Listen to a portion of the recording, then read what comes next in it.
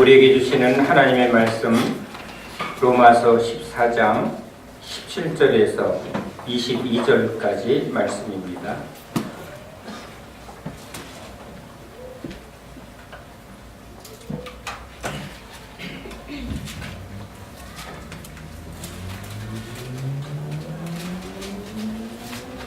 다 같이 하나님의 말씀을 함께 읽겠습니다. 하나님의 나라는 먹는 것과 마시는 것이 아니요 오직 성령 안에 있는 의와 평강과 희락이라.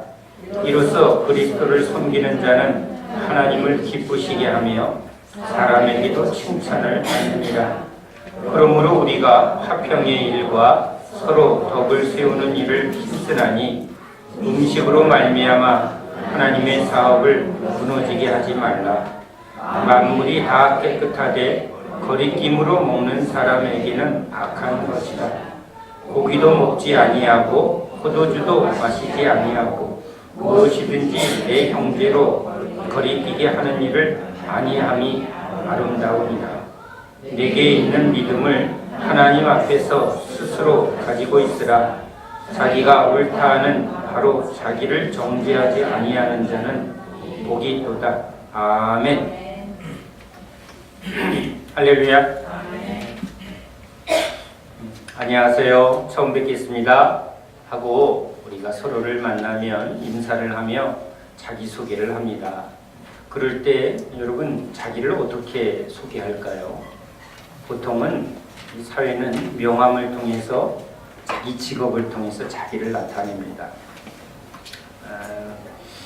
옛날 신분제도가 있을 땐 내가 어떤 신분인가를 나타내면서 그걸로 서로를 알고 그거에 맞는 행동을 합니다. 양반님이시네. 그렇죠. 그러면 그 신분에 따른 어떤 행동을 하겠죠.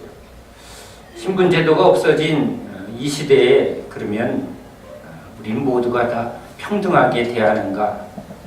말로는 그러는데 실질적으로 우리 안에는 또 나름대로의 기준들을 세워놓고 있습니다. 인사를 하는데 예 판사입니다. 그럼 그러시냐고. 그런데 예 구청 청소과 공무원입니다. 지금 쓰레기 치우는 일을 합니다. 일반적인 세상의 관점에서 한 사람은 판사고 한 사람은 청소하는 일 그러면 직급도 굉장히 차이 나고 사회적인 인식도 굉장히 차이가 날 것 같습니다. 그런데 쓰레기 대란을 한번 겪고 난 후에 저는 이 세상의 관점이 참 이렇게 실질적으로 많이 바뀌게 됩니다. 저분 없으면 물론 판사가 하는 일이 굉장히 중요한 법의 질서를 세우는 일이지만 법이 법대로 집행되지 아니할 때 참 우리를 많이 힘들게 했습니다. 그러나 쓰레기 치우는 일은 날마다 지금 일어나고 있으니까 귀한 줄 모르다가 한번 쓰레기 대란이 일어나니까 저는 법보다 쓰레기 치우는 저분이 나한테는 더 아주 귀하게 여겨지는 것을 솔직히 고백할 수밖에 없습니다. 그럴 때 진짜 예수 안에서 주님이 우리를 평등하게 하신다는 개념이 뭔가를 사실은 그때 한번 다시 생각해 봅니다. 그런데 여전히 내 안에는 이 세상이 말하는 보이지 않는 신분의 차별, 사람에 대한 차별이 있는 것을 제가 발견을 합니다. 교회 안에도 그런 일이 있겠죠.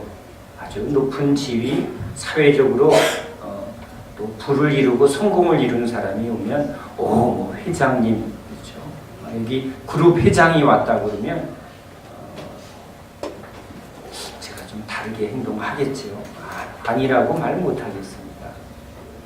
그런데 사회적으로 지위가 없다 할지라도 어른이 오시면 또 어른을 공경하고 그의 어떤 직업과 상관없이 그 존재를 주 안에서 이렇게 받아들이는 게 우리 교회의 교회다움입니다.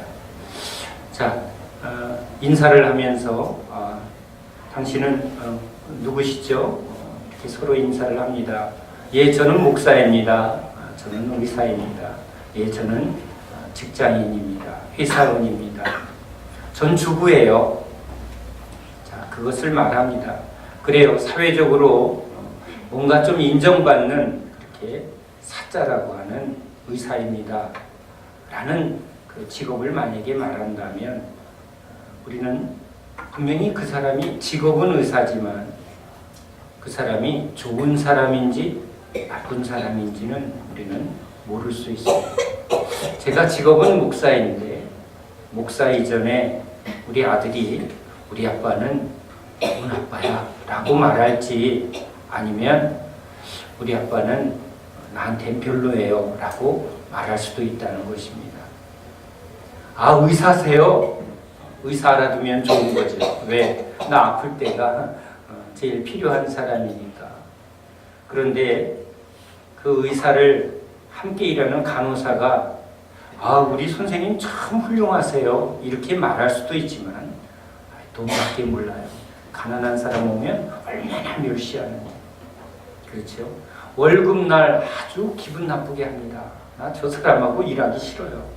이렇게 말할 수도 있다는 겁니다. 직업이 그 사람은 아닙니다. 그런데 우리는 직업을 통해서 그 사람을 이렇게 보려고 합니다. 그러니까 진짜 당신은 누구입니까? 이 질문이 우리에게 주어질 때 과연 우리는 어떤 사람인가? 나는 좋은 아빠일까? 나는 좋은 남편일까?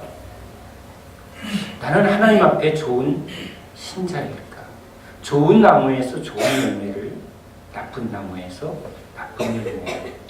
예수님이 그 비유를 하실 때 우리는 직업을 통해서 또는 우리가 가진 소유로 자기를 나타내려 합니다.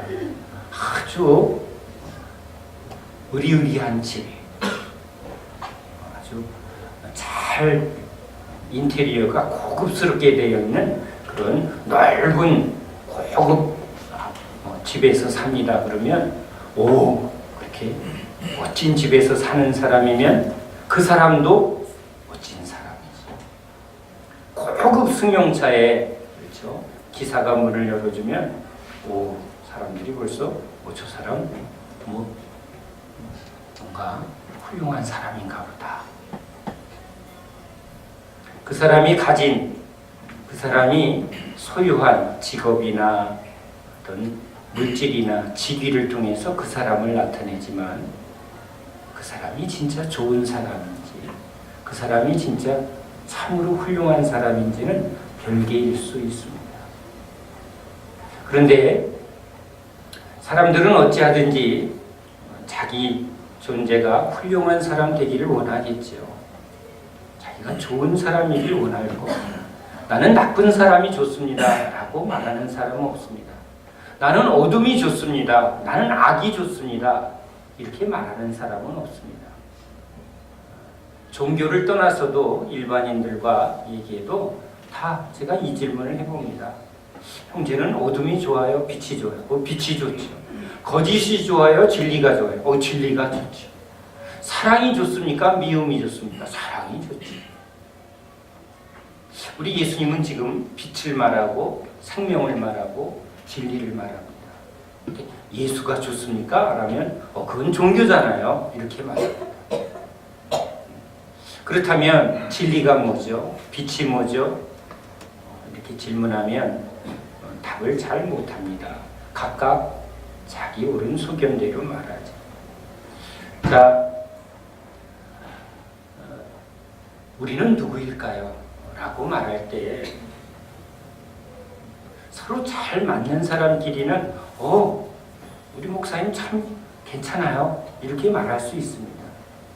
저도 외부에서 다른 교인이 뭔가 시험이 들고 어려운 일이 있을 때 저를 찾아와서 상담을 합니다. 우리 목사님 때문에 나 힘들어서 교회 떠나고 싶어요. 그러면 제가 속으로 꽉 찔립니다. 우리 교인이 혹시 딴 데 가서 이렇게 얘기하는 일이 분명히 있을 거라는 거예요. 그렇죠?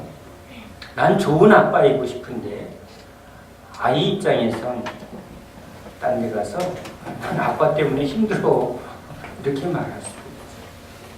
우린 나름대로 서로에 대해서 우리가 할 수 있는 최선을 다합니다. 그런데 상대방의 입장에선 그것이 만족스럽지 않을 수가 참 많습니다.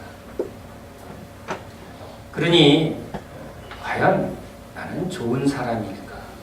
나는 지금 좋은 열매를 맺고 있을까? 이 답을 과연 누가 할 수 있을까? 다 좋은 사람 되고 싶고 다 훌륭한 사람 되고 싶기 때문입니다.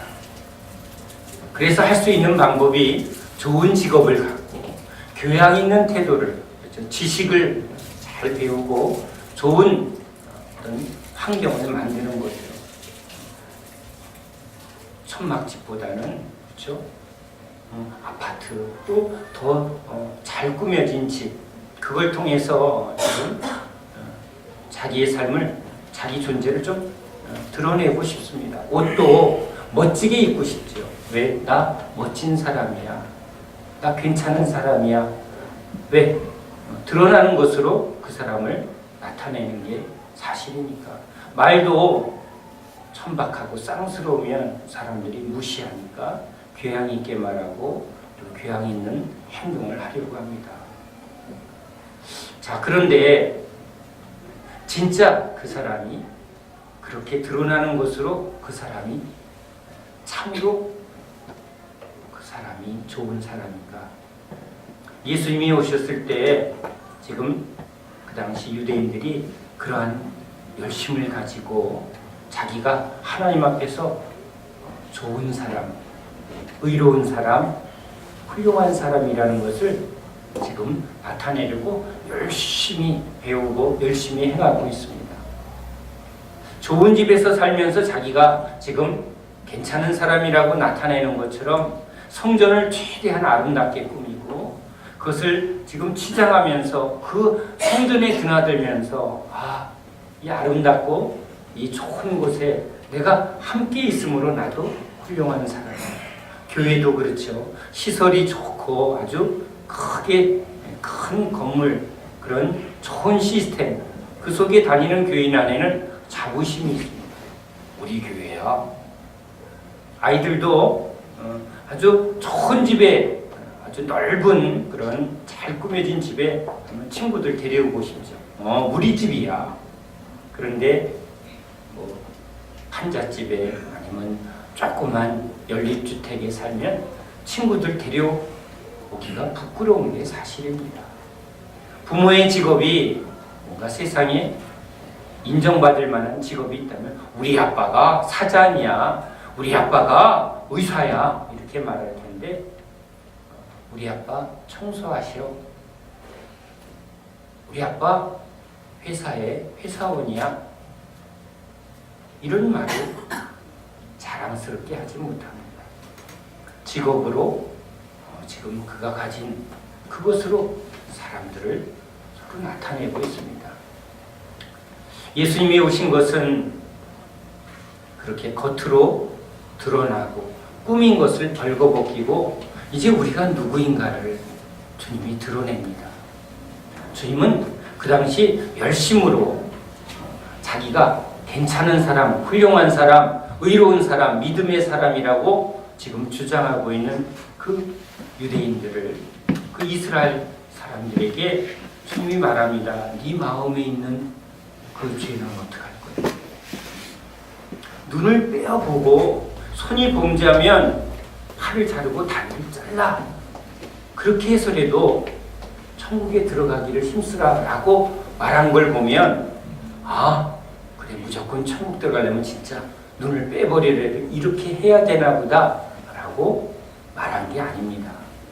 눈을 빼어봐도 네 마음속에 일어나는 음란과 미움과 그 욕망을 어떻게, 손이 범죄한다고 손을 자른다고 해도 네 마음속에 잘라내지 못하는 그 더러운 죄성은 어떻게 해결할래? 라고 주님이 묻는 것이죠. 너희가 아주 흰옷을 입고 제사장 옷을 입고 또 아주 경건한 모양으로 사람들 앞에서 지금 나 믿음의 사람이야, 나 훌륭한 사람이야 라고 지금 말하지만 너희 안에 숨겨진 그 더러운 욕망과 죄는 어떻게 할래? 그걸 어떻게 해결할래? 좋은 나무에서 좋은 열매를 맺는 것인데 너희 중심을 보면 다 썩은 것이고 너희 안엔 죄로 가득하다는 거지. 회칠한 무덤처럼 겉은 그럴듯하게 꾸며놨는데 너희 속에는 사랑도 없고 생명도 없고 의도 없다는 거예요. 그러한 우리 인간을 주님이 소경을 눈을 뜨게 하는 것처럼 문둥병을 깨끗게 하는 것처럼 죽은 나사로를 살리는 것처럼 주님이 우리에게 생명을 주고 진리를 주고 의를 주려고 오신 것이죠. 행위로 멋진 옷을 입는다고 우리가 멋지다고 말하지 말라는 거죠. 인간의 의는 다 더러운 것인데 우리의 행위로 의를 붙들려고 하는 그 모든 헛됨을 하나님 앞에 내려놓고 하나님이 우리에게 의를 주시고 우리에게 생명을 주러 오신 그 예수를 영접하라는 것입니다. 그 예수를 받아들일 때, 예수를 소유할 때 너희 안에 의가 오고 너희 안에 진리가 오고 너희 안에 생명이 오므로 그 생명으로 사는 것, 그 의로 사는 것, 그 진리의 말씀으로 살 때 너희들은 하나님 앞에서 그 예수로 말미암아 의를 인정받고 구원을 받는다는 것이죠. 예수 없으면 죽은 자고 예수 있으면 그 사람은 산 자입니다.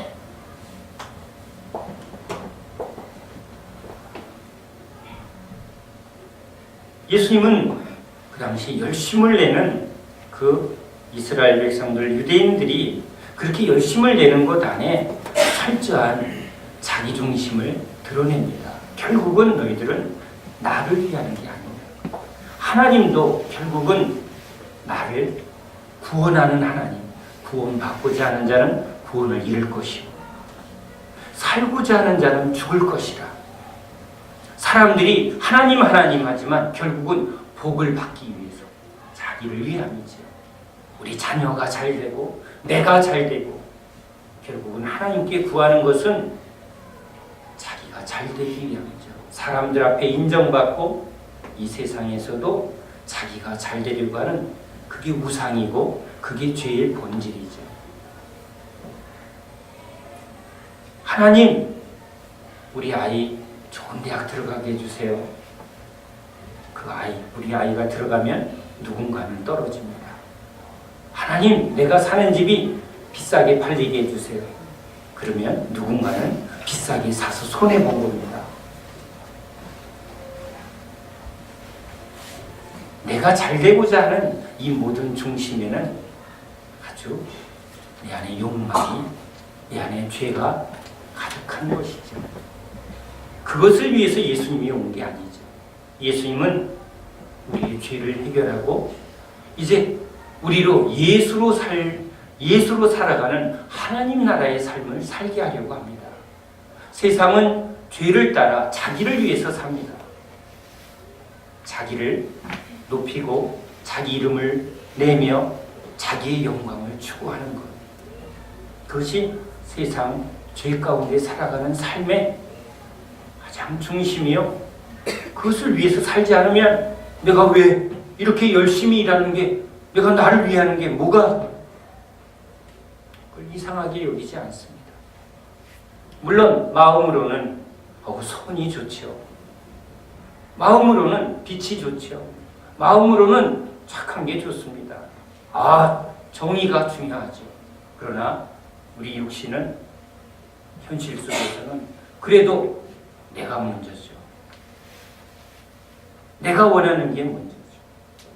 입으로는 정의를 말하고 공의를 말할 수도 있지만, 선을 말할 수도 있지만, 현실 속에서는 내가 더 많은 것을 가지려 하고 내가 원하는 것이 이루어지는 것을 먼저 선택하는 것이 이 죄의 본질인 것이죠.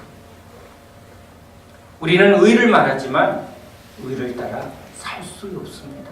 사랑을 말하지만 진정한 사랑을 할 수 있는 능력이 없습니다. 그래서 예수님이 오셨습니다. 우리에게 의의 능력을 주고 사랑을 할 수 있는 그 성령을 우리에게 주시려고 오셨습니다. 예수님이 죽으신 것은, 예수님이 피 흘려 죽으신 것은, 예수님이 십자가에 못 박히시며 그 십자가에서 다 벌거벗은 것은 우리의 죄를 감추고 사람들 앞에서 자기가 뭔가 훌륭하다고 그냥 자기를 포장한 것, 그것을 다 벗어버리고 하나님 앞에 나 죄인입니다. 예수님은 우리의 모든 죄를 짊어지고 하나님 앞에 죄인으로 십자가에 못 박히십니다. 하나님, 우리는 죄인입니다. 예수의 십자가 앞에 설 때야 우리는 우리가 누구인지를 하나님 앞에 정확하게 고백하는 것입니다. 나는 죄인입니다.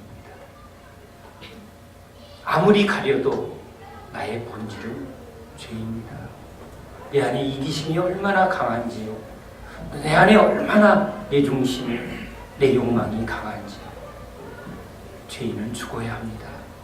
죄의 싹은 사망, 옳습니다. 주님, 나는 죽어야 할 죄인입니다. 예수님이 십자가에 죽으심은 바로 우리를 위한 죽음이요. 우리는 그 예수의 십자가를 믿을 때 나도 주님과 함께 죽어야 할 죄인임을 인정하는 것입니다. 죄에 대하여 죽을 때 하나님은 부활로 의롭다 하고 부활의 생명을 예수에게 부어주십니다. 그것은 예수와 함께 죽은 자에게 하나님이 그 예수의 의를 우리에게 주고 예수의 부활 생명을, 영생을 우리에게 주게 하려는거죠. 예수의 죽음이 나의 죽음이 아니면 예수의 부활은 나의 부활이 아닙니다. 예수의 의, 어떠한 인간도 하나님 앞에 의를 인정받을 수 없습니다. 우리가 아무리 열심히 주의 말씀을 지킨다 해도 하나님 앞에서는 그것은 의가 되지 않습니다. 하나님 말씀대로 이제 이건 먹으면 안 돼.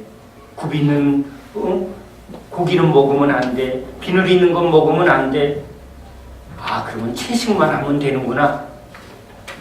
또는 우상에게 바친 저 고기를 먹으면 안 돼.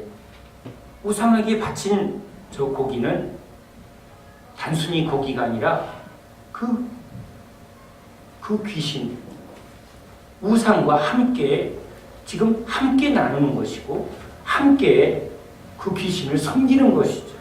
그러니까 먹는 행위가 아니라 그것은 그를 숭배하는 행위이기 때문에 그것을 먹지 않습니다. 그런데 이렇게 안 먹으면 되느냐는 거죠. 주의를 지키면, 헌금을 하면 그게 의가 되느냐. 그것을 하나님이 말씀하신 것은 결국은 행위로 의롭다함을 나타내는 게 아니라 우리가 죄인임을 나타내려고 하는 것이죠. 그런데도 여전히 우리 한국은 술 먹으면 안 돼, 담배 피면 안 돼, 이런 것들을 가리킵니다. 물론 기독교는 술 먹는 것을 장려하고 담배 피는 것을 장려하지 않습니다. 그러나 그것을 안 먹는 것이 기독교는 아닙니다. 술을 먹느냐, 담배를 피느냐 안 피느냐는 기독교의 본질은 아닙니다. 왜냐하면 기독교의 본질은 예수를 믿음으로 예수로 사는 것이 기독교의 본질입니다. 자, 예수를 믿으면 이제 술을 먹는 이유가 달라져야 합니다. 왜? 예수를 믿는 것은 내가 주인 되고 나를 위해서 살던 이 내 중심을 죽고 이젠 나를 위하여 죽고 부활하셔서 나의 생명이 되고 나의 구원이 되고 나의 주가 되신 예수님. 원래 인간은 하나님의 소유요, 하나님을 위해서 지은 것. 여러분, 하나님을 위해서 산다는 게 우리 피조물에게 복입니다. 왜냐하면 내가 내 주인 노릇하면 결국은 나는 죄를, 욕망을 따라 헛되게 살고 죄에 싹인 사망으로 달려가지만 의로우신 진리이신 하나님을 섬기면 하나님이 우리에게 당신의 모든 것을 우리에게 다 복으로 주시기 때문에 하나님을 섬기는 것이 우리에게 복이 되는 것입니다. 하나님을 위해서 사는 것이 우리에게 복이 되는 것이죠. 그래서 주님이 우리를 하나님을 예배하고 하나님을 섬기는 자로 우리를 구속하십니다. 그게 구원이죠. 예수를 믿고 구원받았습니다라는 그 구원은 이제 우리는 죽으면 천국 간다는 그런 복음이 아니라 이젠 죄가 나를 다스리지 않습니다. 욕망이 내가 주인 노릇하지 않고 하나님이 주인 되어주심이 이게 나에게 복이고 이게 구원입니다. 하나님이 나를 진리로 다스리는 것, 하나님이 나를 사랑으로 다스리는 것, 하나님의 말씀으로 나를 다스리는 게 이게 옳습니다. 이게 참으로 내가 원하는 구원입니다. 그것을 믿는 사람들은 이제 내가 사는 게 아니라 주님이 나를 다스리고 주님 뜻대로 주를 위해서 사는 것이므로 이제 술을 먹는 이유도 전에는 나의 즐거움을 위해서 먹었지만 술 비유로 말합니다. 내가 술 먹을 이유가 없습니다. 전에는 괴로워서 먹고 나의 즐거움을 위해서 먹었던 술이지만 예수를 믿는 사람은 이제 술은 나의 만족을 위한 것이 아니라 주를 위하여 먹어도 마셔도 이게 주를 위하여 먹는 것이기 때문에 먹어야 할 이유가 주님 안에 있으면 먹어도 자유합니다. 앞에 있는 사람이 너무 괴로워합니다. 재영, 나와 함께 한잔하자. 못 먹을 이유 없습니다. 그러나 취하기 위해서 우리는 먹을 이유는 없습니다. 그러나 그 사람을 위해서 함께 하는 것은 사랑입니다. 안 먹을 자유도 있습니다. 아이, 그래, 한잔해. 근데 나는 술을 그렇게 즐겨하지는 않아. 사이다 한잔 넣고 할 수도 있습니다. 그 형제가 그래도 나랑 한잔하자. 먹어도 됩니다.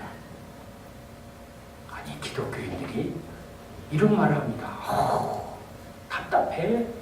말이 안 통해. 아니, 왜 이렇게 재미없어? 아닙니다. 우리 기독교인은 자유한 사람입니다. 술을 마음껏 먹는 사람은 자유한 사람이 아닙니다. 술에 붙들린 사람입니다. 알코올 중독자는 술에 임박인 사람은 술을 안 먹으면 못 사는 사람, 술의 노예입니다. 돈 없으면 못 사는 사람, 돈의 노예입니다. 기독교인은 자유한 영혼입니다. 먹어도 자유하고 안 먹어도 자유합니다. 주님이 우리에게 자유를 주러 오셨습니다. 그 자유로 우리는 이제 선택합니다. 그것을 내가 먹어야 할 이유가 있는지, 그게 나한테, 주님한테 무슨 유익이 있는지를 이제 생각하고 분별할 수 있는 자유가 주어진 사람, 그게 기독교입니다. 모든 날은 다 주님의 날입니다. 예배 지켜야 구원받는 게 아니라, 주일 지켜야 구원받는 게 아니라 예수 믿어서 구원받았습니다. 주일날 오는 이유는 공동체로 함께 모여서 서로 화목을 누리고 하나님의 은혜를 나누기로 공동체가 주일을 정했습니다. 그래서 우리는 모여서 주님을 즐거워합니다. 주를 섬기는 마음으로 예배드릴 때 예배죠. 지켜야 돼. 주를 섬기고 주를 위하는 마음 없이 그냥 지키러 오면 예배 아닙니다. 헌금을 합니다. 11조 해야지. 헌금해야지.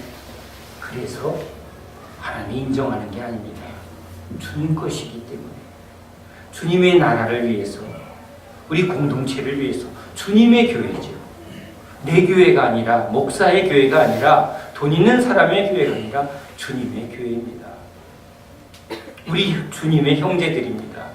서로의 필요를 채워주고 또 주님이 하셔야 할 일에 즐거이 내는 사람들, 기뻐하며 내는 사람들, 내 것이라 말하지 않는 사람들, 내 인생이 아니라 이젠 주님의 인생이에요. 내 것이 아닌 주님의 것인 사람들. 있으면 있는 대로, 없으면 없는 대로 자유한 영혼들입니다. 우린 주님으로 사는 사람입니다. 이 날을 지켜야 되고 이것을 해야만 되고, 아닙니다. 우리를 율법의 매인자가 아니라 주님 안에서 자유를 주고 주님 안에서 화평과 희락을 주는 분, 우리 주님이십니다. 우린 주님을 알기 때문에 방종하지 않습니다. 놀러 다녀도 되는 거야? 주일날 안 가도 되는 거야? 헌금 안 해도 되는 거야? 그 마음의 중심이 뭐냐는 거죠. 결국은 그건 죄지요. 진짜 주님의 은혜를 알면, 주님이 우리를 얼마나 사랑하시는 것을 십자가에서 경험하면, 나를 위한 생명을 다하신, 피와 물을 다 쏟아주신 그 사랑이 얼마나 큰데, 이거 다 주님 것입니다. 주님을 위해서 쓰는 것이 가장 좋습니다. 날 위해서 헌신한 우리 부모님, 자녀가 철이 들어서 열심히 일해서 월급 타면 부모님에게 이게 용돈 드리는 게 율법인가요?